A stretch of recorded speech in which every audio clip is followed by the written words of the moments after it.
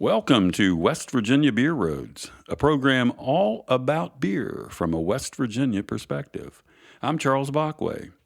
Today I have a special guest who more than any other one person helped push me into reporting on the world of contemporary craft beer. I'm talking about my former next-door neighbor and buddy, Rich Ireland. Hey, Charles. Hey, Rich, welcome to West Virginia Beer Roads. I didn't think I pushed you that hard, but you did pretty well. It didn't take much. I think you ran towards it. I was just looking for something to do. Yeah, that's for sure. We know it's been a long time now since I found you home brewing in your garage next door. Yep. And that was back in the 90s, I think. Yes. And it's closing in on 30 years ago. That's hard to believe. Yeah, it's crazy, isn't it? Yeah, it sure is. Time flies. Yeah. Well, today I want for us to go through some of our craft beer history and do a bit of reminiscing. So, folks, hang on with us, and we'll get into some old West Virginia brewery stories and also regional craft beers history stuff, things that we got into and it got me excited about being in the craft beer industry. You know, because I was, Rich, you remember, I'd worked in the wine industry for about a decade back in the 80s. Right. And I was out of it in the 90s doing other things, but, you know, sort of got me into that alcohol industry. I thought wines were just so cool. They were sophisticated. You know, there were all the styles you learn about. Every wine had a story. Every winery had a story. And there was, man, just so much lore around wine. You know, it was the big thing. You could talk about it forever.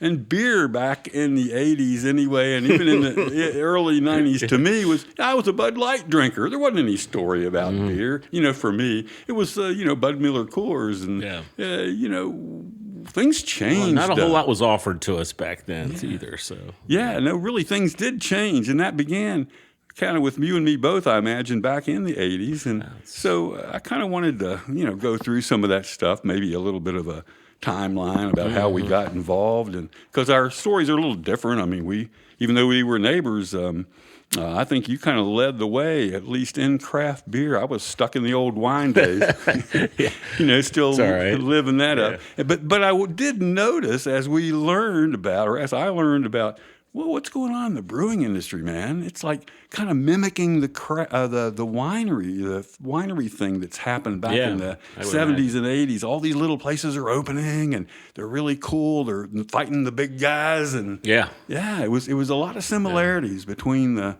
growth of the wine industry and then the growth of the beer industry. It's amazing. I guess the thing that really always made me curious about beer, just even when I was younger, or the first time I could even go into a place and order beer, went to a little restaurant, and I remember getting that first flip-top Grolsch.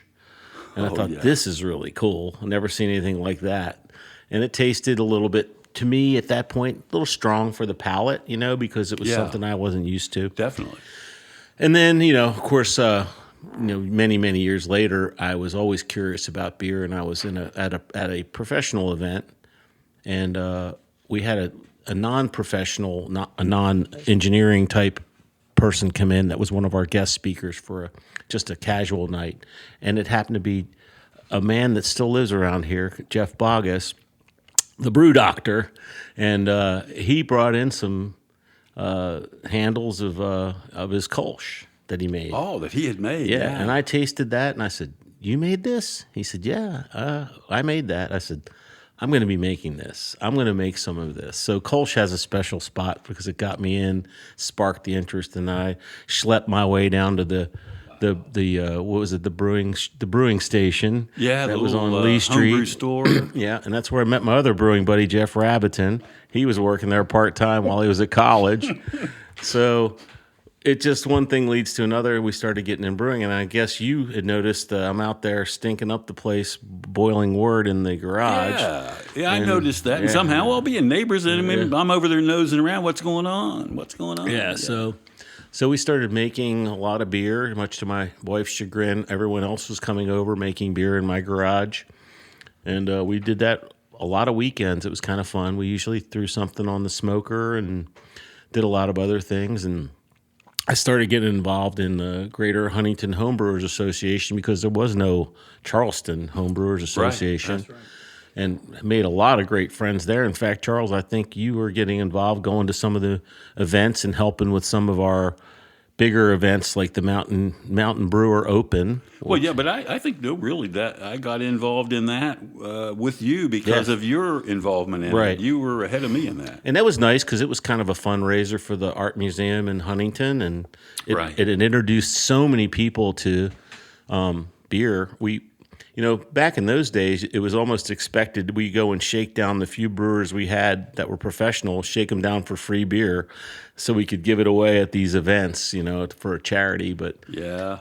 but we also had a lot of our own beers, and then we used to have a beer competition. So we started Yeah. judging. We started learning how to judge beer. Yeah, so you learned about it, and that's where I know that started rubbing off on me, all that stuff that you guys were doing in the club, and how much, in a sense, how much complexities there were. I mean, Right. how many beer styles there were. I'd drunk a light lager, pale lager my whole life up to that point.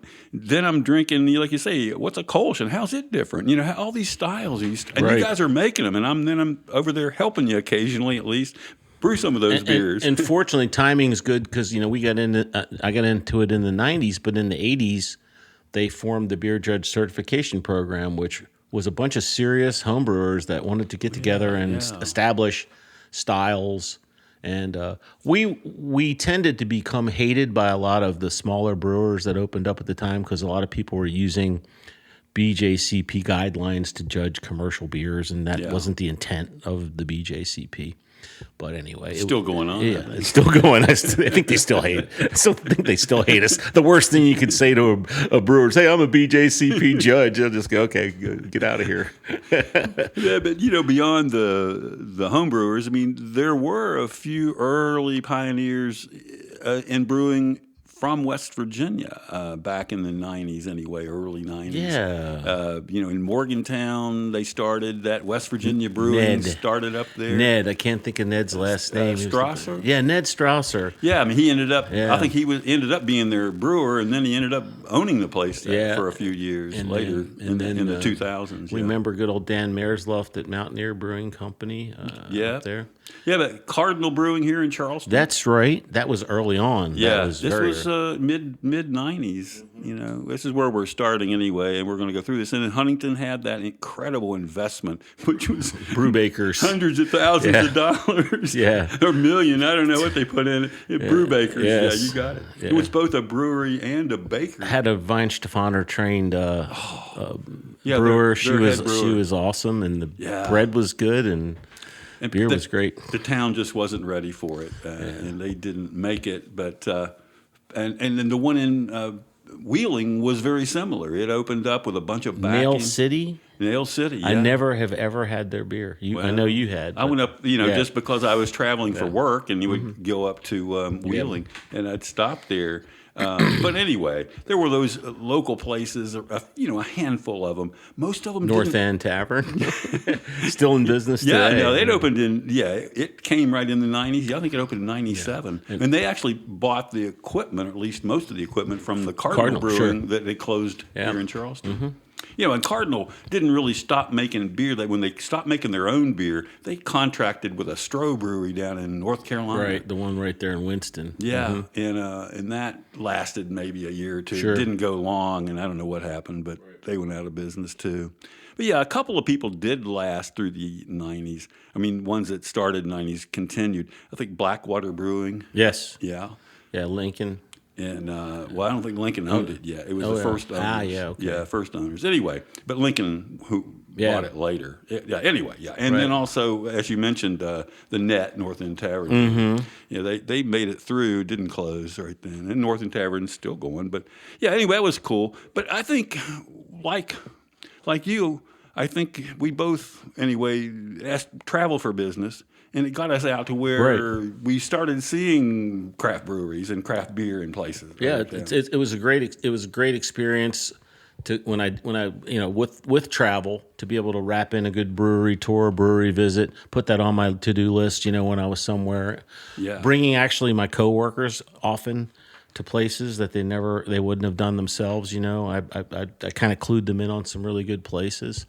got some VIP tours because of my connections in the industry after I started writing, and so it was kind of nice. Yeah, I remember my Yeah. first trips out there. Maybe it was still in the '90s. I went to Seattle, and really, I was more excited about their coffee at that point. Yeah. This is like the early '90s, Yeah. so it was like, oh, Starbucks. Yeah. But I did go to have a local beer. They were already making out there, but that's kind of early. You start to go, like you say, travel. They got a big head start on West Virginia. Oh, my God. We could have counted our breweries on our fingers and for many years until almost recently. And then when it got into the early 2000s, we started seeing a growth in that, and then, more craft brands were coming to West Virginia.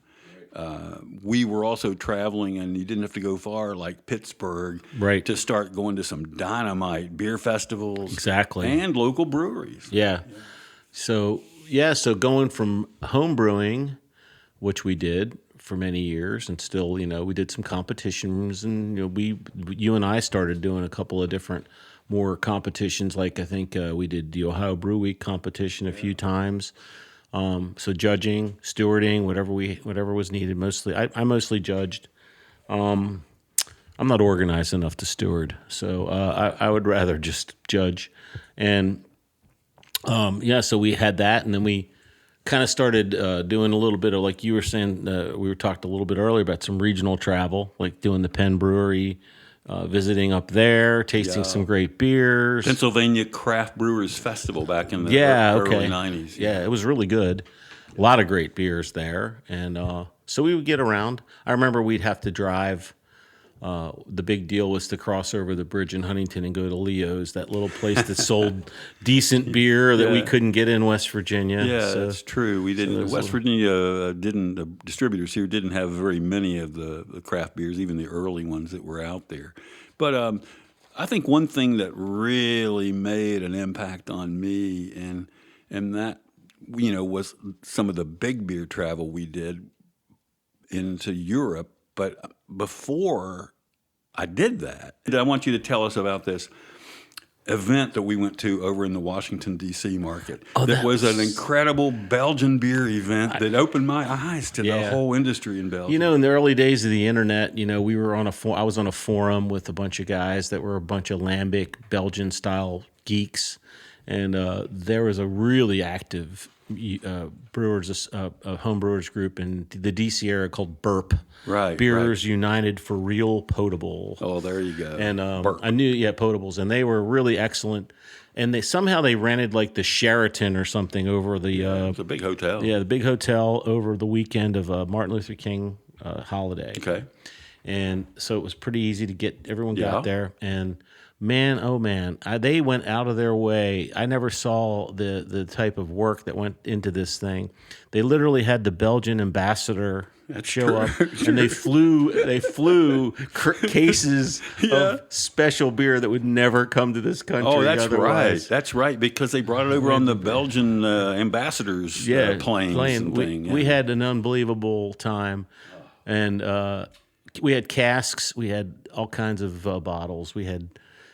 And so many of the people that showed up there, at least American brewers who came, were some of the famous American brewers and beer writers early. Right, were exactly. There. It was just whatever. You can go ahead and tell more about. I remember, that was when Peter Buchart was really getting started with New Belgium Brewing Company, and he came, and of course, he grew up in Roeselare, which is where the Rodenbach, his dream always was to work for Rodenbach when he was a kid.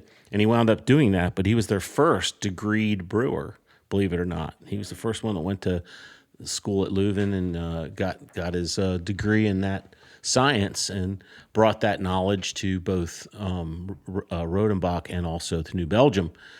And wow, that was when they were doing the Transatlantic Creek, the first versions of that, and we got to taste some of that. Yeah, true. And that was with Bone. I can't think of his first name. The Bone Creek. The blender, okay. famous blender. Anyway, so that was really excellent.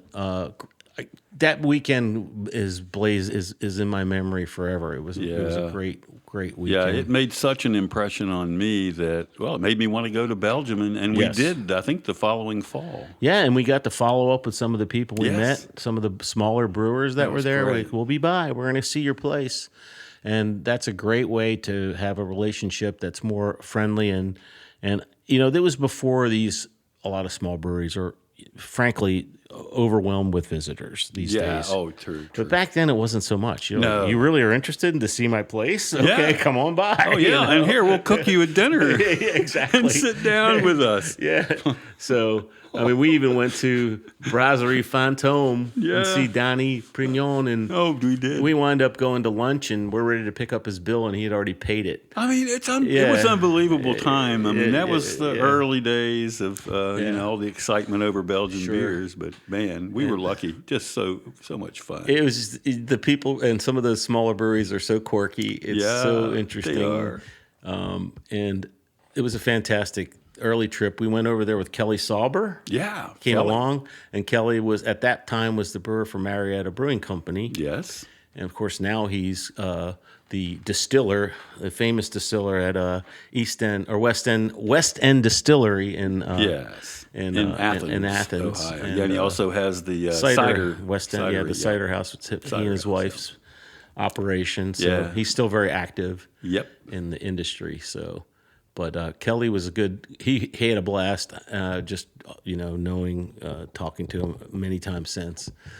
And we've done several other trips over there. We did some Germany trips. Yeah. Oh, yeah. And those were great too. My first, real beer trip. I'd been to Germany and had a few of their beers back in the year 2000. I went over there for a couple of weeks, but I wasn't on a beer trip. I was on a culture trip. It was with family, and I had we went to museums and things like that. Right. It wasn't dragging people to breweries, and of course.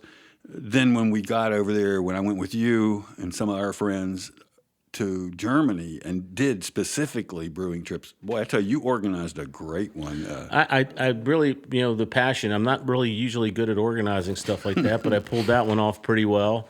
I remember we had a couple of, we didn't realize it at the time, but a couple of brewery owners in tow with us, if you remember, Al Gore and Jared Tuck, who now have Fermata Brewing Company up in Ambridge, PA. Oh, yeah, and if you're in the Pittsburgh market up there, definitely go to Ambridge and go to Fermata Brewing, because they're doing a great job up there. We implanted the bug in those guys, so. Oh, yeah, cemented it, I think, definitely. Yeah, and also I think in that era of the later part of the 2000s, the first decade of the 2000s, more West Virginia breweries were opening. You mentioned Dan Merslift at Mountaineer, and I know Morgantown Brewing and West Virginia Brewing. They became Morgantown Brewing. They were doing that. And then in that latter part, we Nate Harold, Ken Lynch started. Bridge Brew Works, and still today are going strong. Yeah, I think they ended up opening in like the very early 2010s, but yeah, they certainly and they had a completely different concept that was outside of the norm at that time. They wanted to be a production brewer, and so they opened up a really small but sizable for West Virginia production craft brewery. That's true. It was, and it was basically just that. You could pop in there. And you basically walked in the back door, and they might have been barbecuing something while they were doing a batch of whatever. But that's how they ran for many years because the laws didn't support them having tap rooms. So it was very different. And they didn't want to get into the restaurant pub business at that time. So, so interesting. But it was very successful for them. Still enjoy their beers greatly. Still enjoy them, and Nathan's brother Adam came over, and sometime maybe 10 or 12 years ago, and brought in a lot of new. He'd been brewing breweries in Cincinnati. Yeah, he brought in a lot of new styles, and I think that just propelled them. Plus the tap room, I think it's been a great addition. Yeah, no, it has. We're lucky to have them and kind of cementing a market in southern West Virginia. Yes. But boy, it just keeps on rolling. There's so many nice there's so many breweries. We remember Greenbrier Valley when they first. Yeah, they were some opened friends up. of ours. I too. mean, the first owners were in the garage brewing with me on some weekends. So first owner, one of them. Yeah, but and I guess what happened in those years too, around the 2010s, starting the 2010s or late 2000 whatever, we also had more local kind of a beer club come together, Yep. which really made a difference, I think, in our market here in the Charleston area. It really did. Yeah, Craze. Craze, yeah. And, do you remember what it stood for? Kanawha Regional Ale. I can't Something even. zymological Yeah, enthusiast. that's it. Kanawha Regional.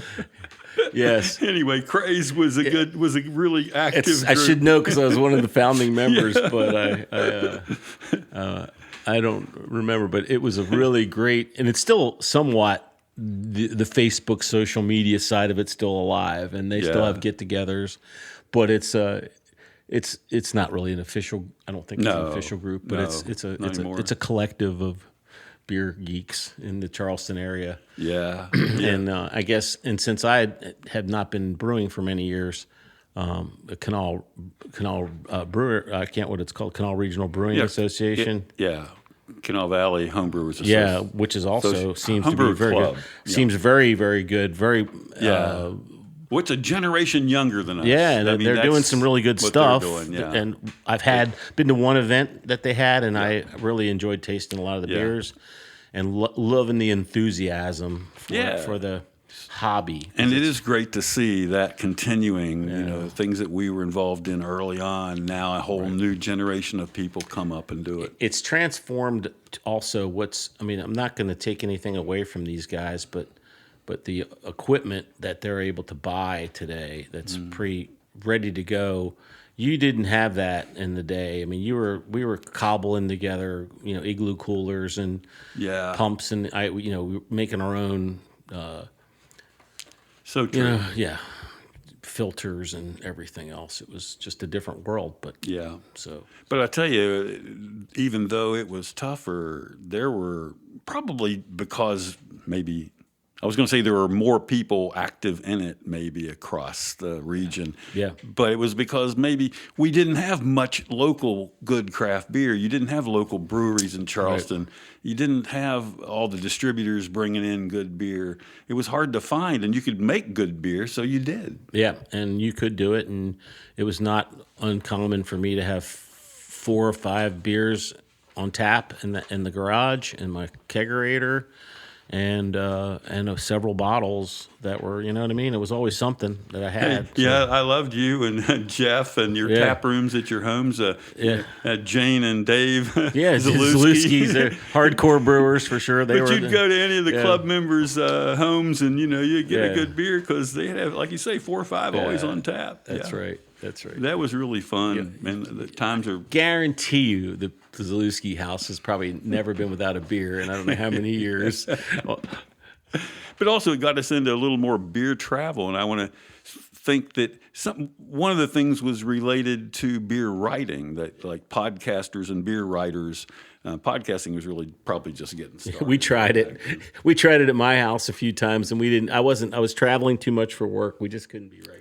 Yeah, so I wanted you to get me back, you remember what you were doing back then that got you excited about whether it was podcasting, and also cover the idea that you started writing columns for the Gazette newspaper. Yes. Interestingly enough, I was thinking about starting because blogging became kind of a thing, and I got a WordPress and I blogged something called Beers to You once or twice. I don't even know where it went. I don't know if maybe I got it out there. But right about the same time, there was the little, I don't know what you'd call it, an adjunct newspaper called The Gaz. That was part of the Gazette. Oh, okay, yeah. It was an entertainment supplement. All right, yeah. And they would give it out every week. Yeah, so I ran into Doug Imbrogno, who was the editor for The Gaz at the time. And he was interested in picking up a column like that. Had something that was on and off called The Alewife that was written by another lady. And I think she went back to school or something, graduate school, and didn't write it anymore. And whatever that story is. But I was coming from it from a different perspective. I was trying to do craft beer knowledge education more than anything else. I always said I'm a writer, not a reporter. I was terrible at reporting on events, but I write about things and subjects and whatnot. So I did that, and then I picked up at the same time that was put online after the Gaz. I think the Gaz kind of ceased as a published, printed, and then I moved into the Beer Stew column for the Sunday Gazette.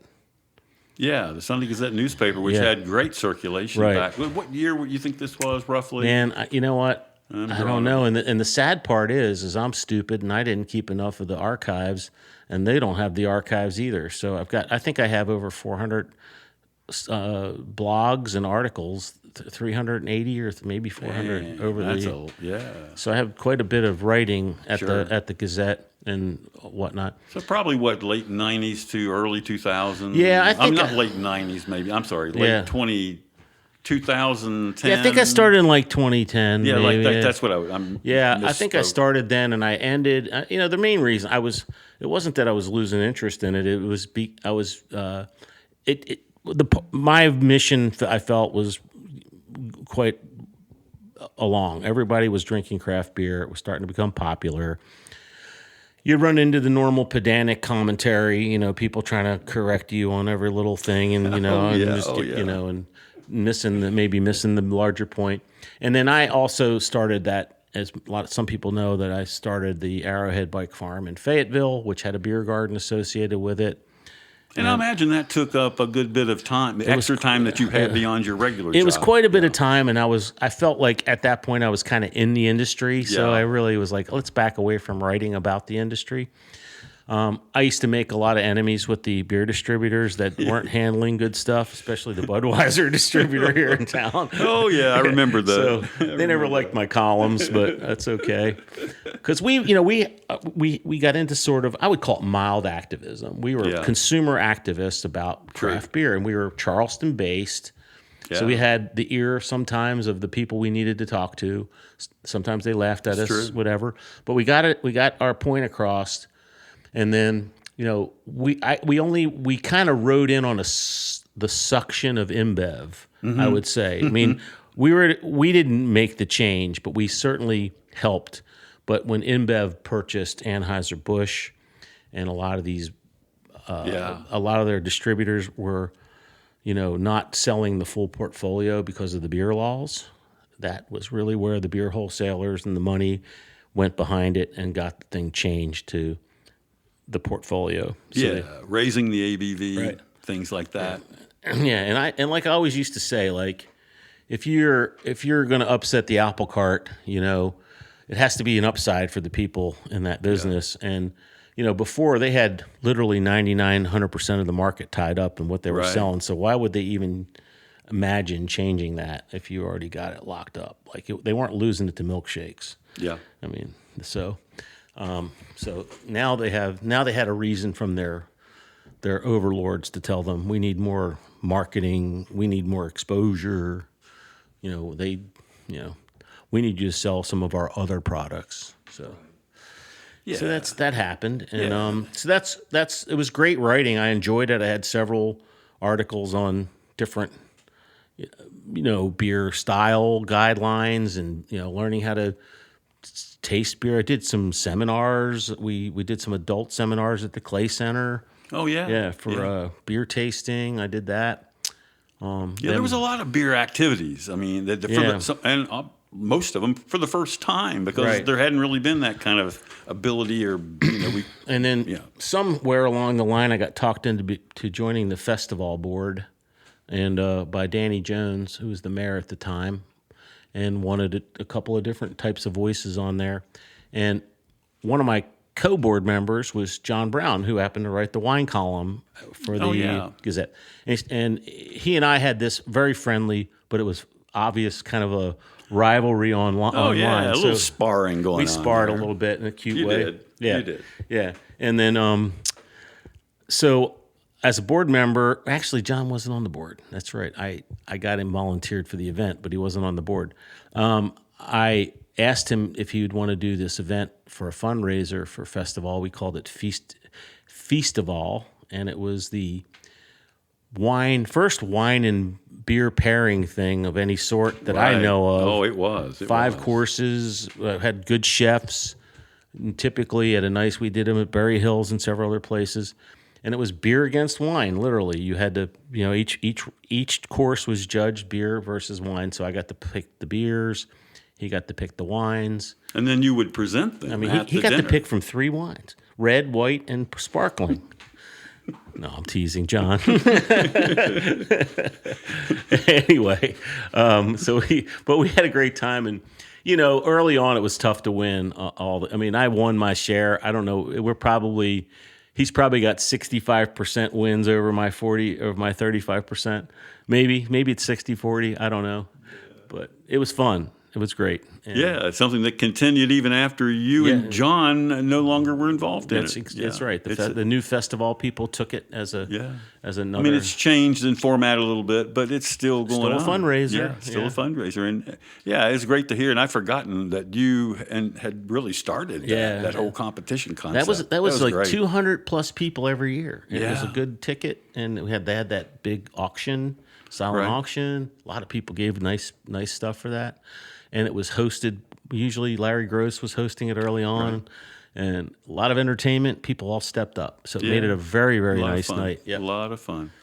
And we're going to pass around another beer here. I got to pop a cap. And what do we got? We got a Tank 7 from Boulevard Brewing. Oh, yeah, out in Kansas. Kansas, yeah. Well, Tank 7 is one of those American beers that actually we can still get. And it's nice, kind of a, I don't know, you call it farmhouse style a bit. It is. But it's a lot of the Belgian influence. It does have the farmhouse funk to it, which is beautiful. I taste a lot of beers today that say they're farmhouse or saison, and they have no funk whatsoever. It's like listening to the Carpenters. There's a little too clean, aren't they? No funk. Yeah. Yeah. Now this one's very nice, but anyway, I don't want to dwell on our that's really nice friends from the Midwest, but they can still make good beer out at Boulevard. It's a good point. You did more travel to Florida than me in the early days, and you got excited. We went down there one time, and you got real excited when they started really upping their craft game down there. And that was they were late. They were late. They were definitely late, but the Tampa market finally caught on. Which was nice. What I thought was nice about Florida is they were smart about it. They got into craft from the lighter side, the Gozas and the light sours. They were not pushing big, heavy Baltic porters on you in the summer months, right? They were. Yeah. Not as much anyway. Yeah, but they do. But they would make specialty stuff for their festivals or whatever, wintertime, as they call winter, even though it was still 75 degrees. Right. You might get an Imperial Stout out, because that was as cold as it was going to get. Right. What a great transition for there. And then I used to always think it was kind of funny about cities like New York City. Out of all the places that were not, they were a little bit late to the craft beer. They were definitely late too. Yeah, they were stuck on Stella versus Heineken. Yeah. Well, even it seemed like the big cities you would think maybe the New Yorks and L.A., but neither one of them were leaders in developing breweries, small breweries. So one of the things that I think, and you've noticed this too, is the community of beer writers is a special, not huge community. No. And we had a chance, even when you started your one blog when I was still doing the column. Yes. And we had a chance to go to Indianapolis. Yeah, that's the first time I'd got involved with any of the other beer writers. That was fantastic. Yeah. That was a great weekend. Sure was. And got to see how a large Miller Coors distributor handled craft beer. That was and it was incredible. A very important part of their portfolio. I mean, it was a very important. And yes. And they had that down too. They couldn't believe I'm walking by. We went and did a warehouse tour, and I'm walking by barrels of Schlenkerla. And I'm like, this is ridiculous, man. That was one of the premier automated warehouses in America for beer at that time. Their top, I can't remember how many SKUs, 10 SKUs. I don't have any Their idea. Top 10 SKUs were robotically loaded to the truck. The truck had a route. And they were like boom, boom, boom, boom. Yeah. And one of the cool things, and I don't think we got to see him out there the day we were there, but John Zenas from Huntington, West Virginia, used to work for Atomic Distributing down there. Okay. That I knew in the wine business when I was doing wine, because he worked on their wine side. He had ended up being one of the top managers out there for this distributor in Indianapolis. Yeah, and stayed there for years. He may still be there for all I know. I'm not sure. Yeah, we got to see this new startup. What were they called? Seventh Son? Is that right? Sun King. Sun King Brew. Yeah, yeah. They were like Sun King. They were really new, and they just going. Yeah, they've turned out to be one of the premier brewers in the country. Really, they're solid. Of course, you and I think we judged beer at Seventh Son one time. That's Oh, in yeah, Columbus, and they were just starting. They weren't even open yet, and they let us use their. Yeah, no, Sun King. You can't see this, but I had a koozie or a coaster with Sun King on it. I just happened to have picked up in Florida because they've opened a branch down in Sarasota, Florida. Oh, really? Yeah, Okay. they got a little brewery down there. So anyway, yeah, Sun Nice. King, good place. Good, whether you're in Indianapolis or Sarasota. Yeah, we've had some very, very good visits over the Oh years. my gosh, Yeah. we've gone to so many breweries. Back when it was so exciting, when all the growth was happening. Right. Now it's kind of like, okay, it's old hat almost. Yeah. It's like, okay, another brewery. Well, let's hope they're good. But Yeah. yeah. I mean, we're lucky now in Charleston. We've got 4 or 5 breweries right in the city. And I think you and I often had the discussion about where do you find the space for the small brewery in the store. Yeah. And I do think what's nicely happened, and we always suggested it, is that there's always something. There's going to be national, regional, and local. Yeah, And seems local like it. local needs to have a slot on the shelf. It's the variable anywhere for any beer lover. They know their brands, they know their regional favorites, but offer them something local. And if you don't have a big local list, have a few good regionals also. I mean, we noticed that at the bike farm, it's called the Handlebar and Kitchen, we only had X number of taps. So Yeah. we had to have a lot of cans. And of course, a lot of those come in, they're regionals, the Sierra Sure. Nevadas and Sure. Oh, yeah. the Voodoo Rangers and, New Belgium. And it's nice to offer that, but it's great because we get great service from Bridge Brew, Free Folk, and all the real local ones Yeah. right there. They're the best. They serviced us the best. Right. If I needed a keg on a weekend, I could get it. I could drive down there and just grab it. Right. I know we mentioned Bridge Brew. Bridge Brew works in Fayetteville earlier, and how they're still going strong, and I love it. The guys, they didn't really want to get into anything, having a real pub or whatever initially. Right. But I think they fully embraced that pub now. Pub It's concept. great. Yeah, I think they love it. They're doing well. Plus, the guys are really handy. I mean, they are good craftsmen. That place looks good. I mean, all the woodwork and everything Yeah. they've done, and they've really, And I tell you, Southern West Virginia's come a long way. I just came back from a visit down to Weathered Ground Brewery, Oh, yeah, which what is a south great- of Beckley. great- And they have they're on 60-acre site. They got a beautiful brewery.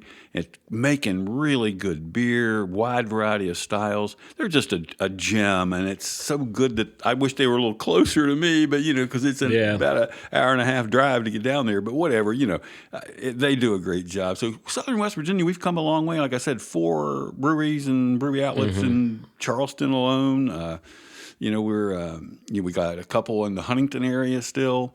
And Yes. and the one of the guys in Charleston here, Fife Street Brewing, is opening another brewery in Taze Valley, like between Charleston and Huntington, Right. and that's been so needed for so many years. I'm so happy to see they're going to finally get a brewery down there. One of the things that excites me or has excited me over the years is a great tap room.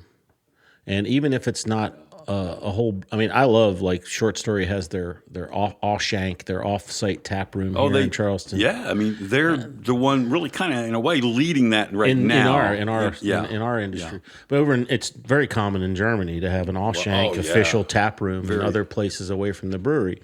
But the other thing is just a generic, selected and curated tap selection, like when Pies and Pints first opened up in Charleston. Yeah, they brought that to Charleston. Yeah, and they had some knowledgeable, did. Ryan Hastings came in, and some of these people that Ryan knew, did a great job and picked out some nice. Always had interesting beers. Yeah. And always had a fantastic, and still do, because I just went in there last week. Nice world-class bottle selection. I mean, they keep that.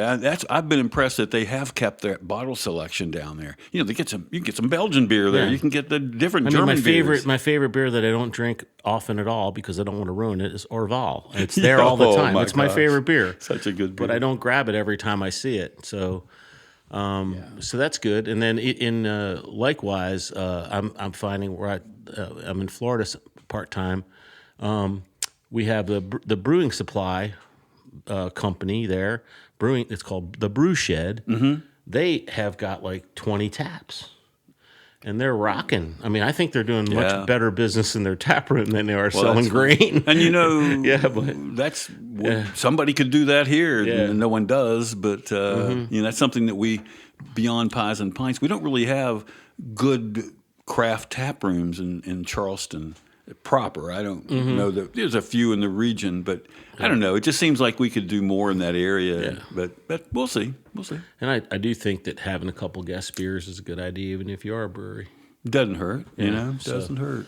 I think the newest brewery, Ursus downtown. Yeah, he has some guest beers. Yeah, he'll have guest taps, at least a couple, pretty most of the time. Right. Does a good job. I just think it's good that people are still taking the risk, investing it, doing it. Oh, exactly. And I agree. Yeah, because it's a small business empire. It's not big businesses making these little breweries. We got 9,000 around the country. They're mostly little tiny tap rooms, kind of like you see here in Charleston. That's the biggest element of them. It's not the big ones. It's not the big Sierra Nevadas. It's the little tiny guys like Bad Shepherd and people. It's little breweries. So they're going to be turnover. Small businesses have turnover. They're not all going to make it.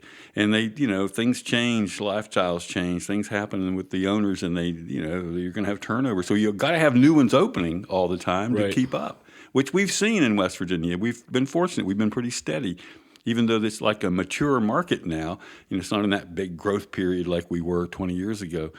It's good to see that we're still getting enough new people coming in wanting to open a brewery. Right. And we're also seeing, as you mentioned, these tap rooms, the remote tap rooms from the brewery. The brewery has a central brew house. It makes their beer, and then they open tap rooms in other locations. Yeah.